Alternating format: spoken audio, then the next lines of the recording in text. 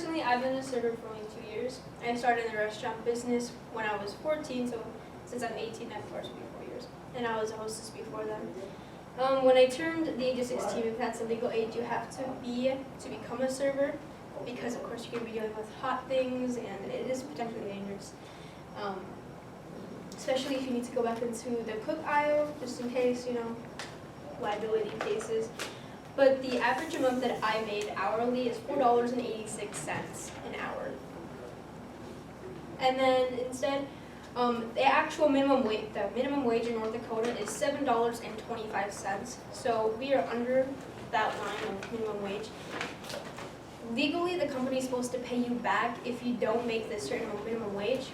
But how are you sure of that? Then again, if you look at your statement at the end of the week or every 2 weeks or however they pay you, it can get confusing, and putting all that much time and effort, you just kind of just say, whatever, I guess. That's what personally I do.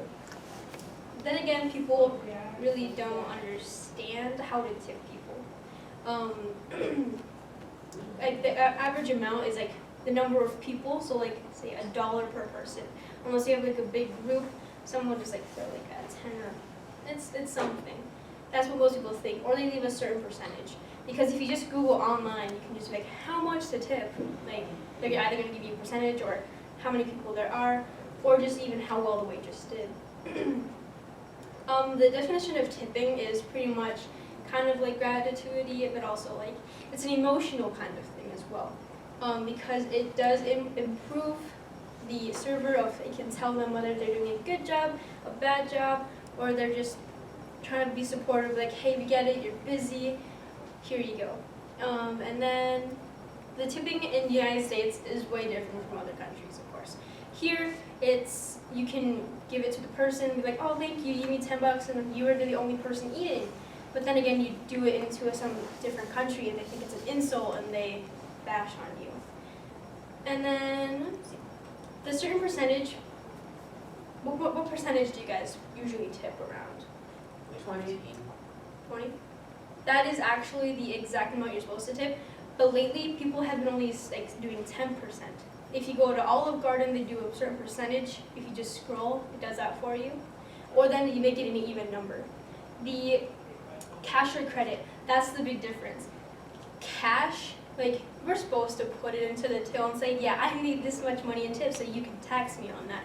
That is a big lie. Servers do not do that unless they're 100% truthful. Then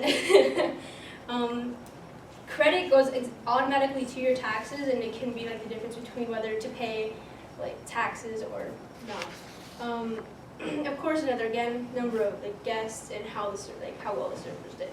But the server, you don't know how big their section is, or how many people they're actually people are working. See, at Cracker Barrel where I work, I can have a section with 24 tables, and that can seat up to over like 100 people. And that has happened to me one time. That section completely filled up, and I was so busy, and I was just under a lot of stress. And some customers saw that, like, hey, she's busy, and she's doing her best. But then there's people like, where's my food? Like, come on, I'm hungry now. I'm not gonna be hungry. Might as well just go to McDonald's. And that's exactly what I'm gonna say to you when I'm in the back. Man, they should just go to McDonald's if they're so hungry and so needy. Honestly.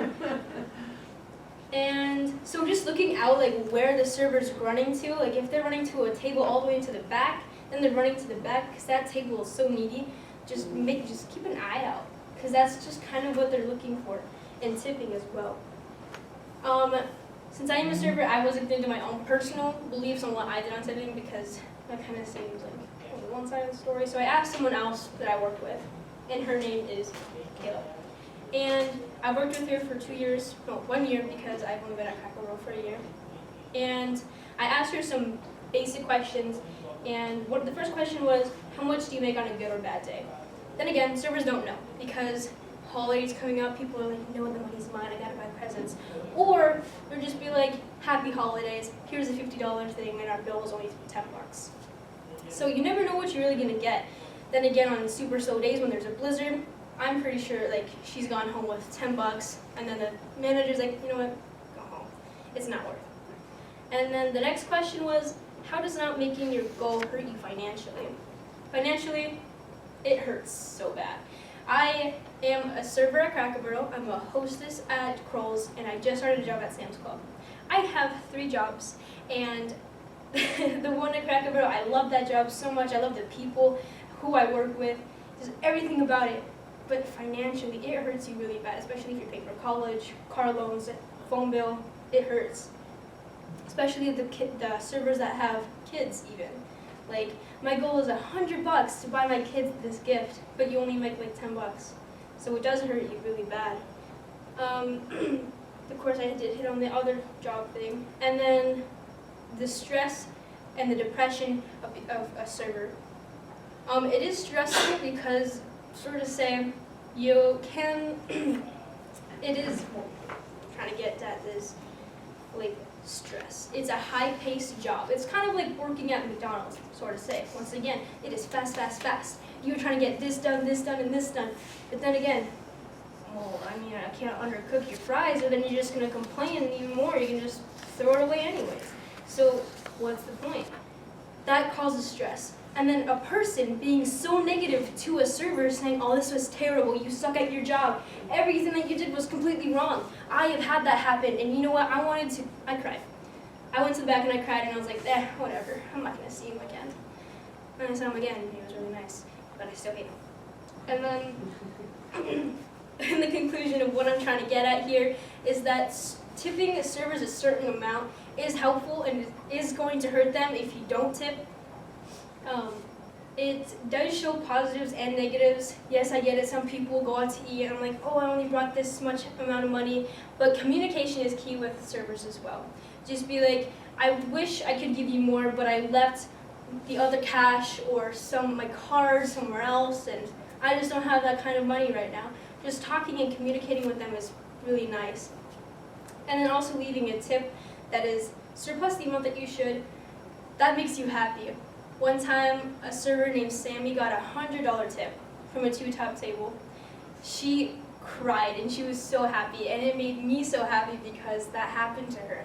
Yet then again, yes, it wasn't me, so I was kind of a little bit grouchy about that. But I mean, she got the section, she got the table, and that really made a big difference. That can make an impact. That can make between just be like, oh, I am so sad and I hate this job, to all of a sudden, wow, I love this job so much. And then we'll cry at McDonald's later because that's the kind of person I am. And then also, again, just imagining them you in their shoes. That saying is used all the time. No matter what position you're in, just making sure, just look out like, oh, she's busy. Oh, okay.